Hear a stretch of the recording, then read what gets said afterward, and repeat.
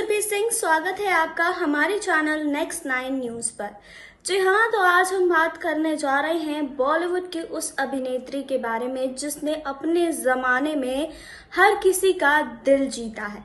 जी हाँ, अपनी फिल्मों से वो हमें हमेशा ही इंस्पायर करती हुई आई हैं। हमने बचपन से उनकी कहानियां सुनी हैं, उनकी फिल्में देखी हैं। हम बात कर रहे हैं आशा पारेख के बारे में। आपको बता दें कि आज हम इस रिपोर्ट में आशा पारेख की जिंदगी के बारे में बात करेंगे कि उनकी जिंदगी इतनी आसान भी नहीं रही है। उनकी जिंदगी में क्या कुछ हुआ है, इन सब चीजों का खुलासा हम करेंगे, लेकिन यहाँ नहीं, आगे इस रिपोर्ट में। फिल्म कटी पतंग, तीसरी मंजिल, लव इन टोक्यो जैसी कई फिल्मों में अपनी शानदार परफॉर्मेंस से लोगों का दिल जीतने वाली दिग्गज एक्ट्रेस आशा पारेख को भला कौन भूल सकता है। हम एक्ट्रेस के एक्टिंग टैलेंट और स्टनिंग लुक्स की तारीफें अपने पेरेंट्स से सुनते हुए बड़े हुए हैं। आशा को बॉलीवुड की बेस्ट एक्ट्रेसेस में से एक कहा जाता है। उन्होंने लोगों को याद करने के लिए कई मेमोरेबल परफॉर्मेंसेस दिए हैं। सिर्फ प्रोफेशनल ही नहीं बल्कि उनकी पर्सनल लाइफ भी काफ़ी लाइमलाइट में रही है। उस दौर में जब वह अविवाहित महिलाओं को फैमिली में बोझ माना जाता था, तब आशा ने अपने दिल की सुनी और अपना सिंगलहुड एंजॉय किया। जी हाँ, आपको बता दें कि वो कई लोगों के लिए इंस्पिरेशन थी और आज भी हैं। तो आज हम आपको आशा पारेख की लव लाइफ के बारे में बताने वाले हैं, उनकी ज़िंदगी के बारे में बताने वाले हैं। जी हाँ, आशा पारेख एक गुजराती फैमिली से ताल्लुक़ रखती हैं। जी हाँ, आपको बता दें कि 2 अक्टूबर 1982 को उनका जन्म हुआ था। उनकी मां सलमा पारेख एक बोहरा मुस्लिम थी और पिता बच्चू भाई पारेख एक हिंदू गुजराती थे। आशा की मां सलमा अपनी बेटी को अच्छा डांसर बनाना चाहती थी, इसीलिए उन्होंने आशा का डांस इंस्टीट्यूट में दाखिला करा दिया। उन्होंने डांस की तालीम एक फेमस डांस टीचर पंडित बंसीलाल भारती से मिली। जी हाँ, इस वजह से आशा डांस में परफेक्ट हो गई और विदेश में भी डांस शोज करने लगी। आशा पारेख ने फिल्म माँ से बतौर चाइल्ड आर्टिस्ट फिल्मी करियर शुरू की। जी हाँ, फिल्म डायरेक्टर विमल राय ने उनके एक स्टेज फंक्शन में डांस करते हुए देखा और उनसे प्रभावित होकर उन्होंने आशा को अपनी फिल्म में कास्ट कर लिया। इसके बाद विमल अगली फिल्म बाप बेटी में आशा को फिर से कास्ट किया गया। हालांकि ये फिल्म नहीं चली और कुछ चाइल्ड रोल करने के बाद आशा ने फिल्म इंडस्ट्री को अलविदा कह दिया। आपको बता दें, 16 साल की उम्र में आशा ने फिल्मों में वापसी की सोची और विजय भट्ट की फिल्म गूंजी उठी शहनाई से उन्होंने ऑडिशन दिया। फिर फिल्म मेकर ने उन्हें यह कहकर रिजेक्ट कर दिया कि वो स्टार मटेरियल नहीं है। इसके 8 साल बाद फिल्म प्रोड्यूसर सुबोध मुखर्जी और डायरेक्टर नासिर हुसैन ने एक्ट्रेस को दिल दे के देखो में शम्मी कपूर के अपोजिट कास्ट किया और इस फिल्म ने आशा को एक स्टार बना दिया। इसके बाद एक्ट्रेस ने कई बेहतरीन फिल्में बॉलीवुड को दी। आपको बता दें कि एक्टिंग के अलावा आशा एक टेलीविजन डायरेक्टर और सेंसर बोर्ड की पहली फीमेल चेयरपर्सन भी रह चुकी हैं। आशा ने अपनी पूरी ज़िंदगी अविवाहित महिला के रूप में गुजारी है। आपको बता दें, हालांकि इस दौरान उनका नाम कई लोगों के साथ जोड़ा गया। अपने कुछ लव अफेयर्स के बारे में तो आशा ने खुलकर अपने इंटरव्यूज़ में बात भी की है। आशा ने एक इंटरव्यू में बताया था कि मैं उस बार यूएस के एक प्रोफेसर के साथ शादी के बंधन में बंधने के काफ़ी करीब थी। मैं उनसे मिलने जाया करती थी। एक बार हम रात के 2 बजे एक कैफ़े में थे जब उन्होंने मुझसे कहा कि मेरी एक गर्लफ्रेंड है और तुम हमारे बीच में आ गई। ये सुनकर उस दौरान मेरे होश उड़ गए।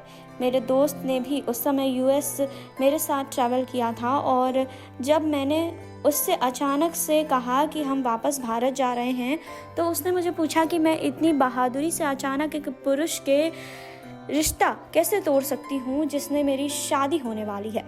जी हाँ, आशा ने आगे बताया कि जब मैंने उसे अपना बिना एडिट हुआ वर्जन सुनाया तो वो भी नाराज़ हो गई और मैंने उसे इस बात को भुलाने के लिए कहा। कुछ महीनों बाद यूएस वाले प्रोफेसर का जन्मदिन आया और मैंने उन्हें अपने रिलेशनशिप को दूसरा शॉट देने के लिए गिफ्ट्स भेजे। जब मैंने उन्हें कॉल किया तो वो गुजराती में कुछ बड़बड़ाने लगे। मुझे ये बात काफ़ी अजीब लगी। तब मुझे पता चला कि वो अपनी गर्लफ्रेंड के साथ उस समय बेड पर थे। इसने मुझे अपसेट कर दिया। मैंने उस चीज़ को कुछ समय तक काफ़ी बुरे तरीके से लिया, लेकिन कुछ समय बाद मैं इस चीज़ से आगे बढ़ गई। मैं इस कथन में विश्वास रखती हूँ कि ये दौर भी गुजर जाएगा, और वो गुजर गया।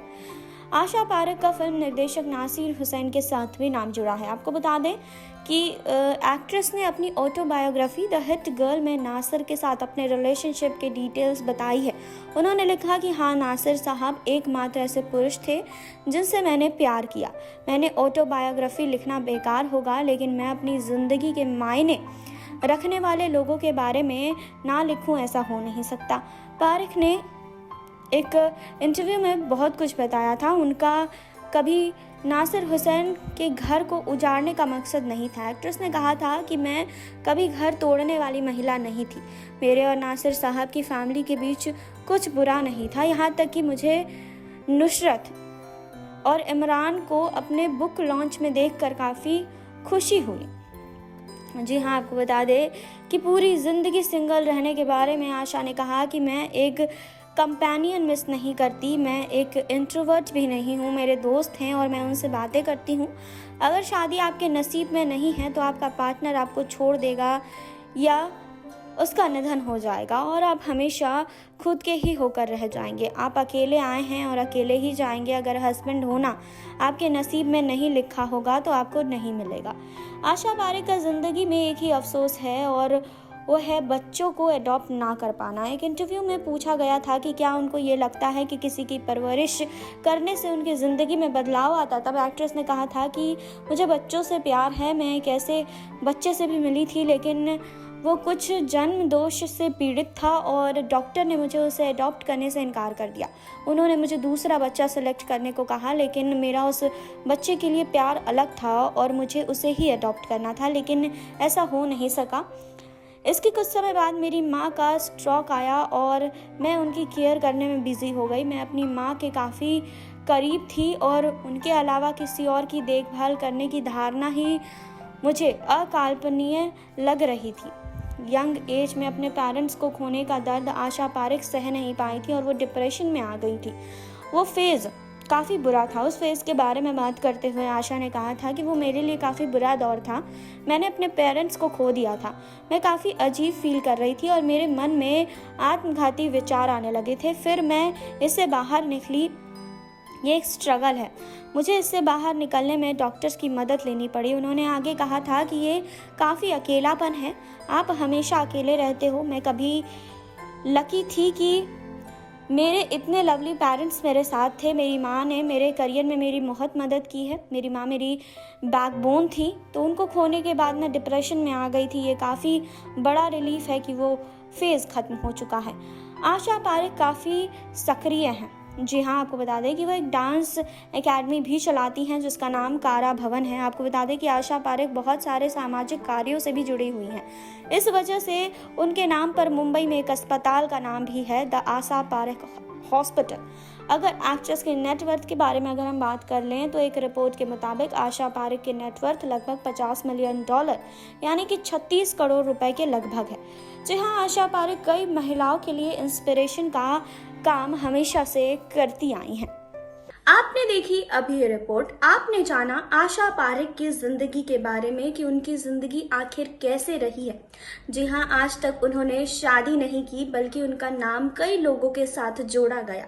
जी हाँ, तो इस रिपोर्ट को लेकर आप सबकी क्या राय है, कमेंट बॉक्स में हमें बताइए। जुड़े रहिए हमारे साथ, लाइक करें, सब्सक्राइब करें और बेल आइकन दबाना बिल्कुल ना भूलें।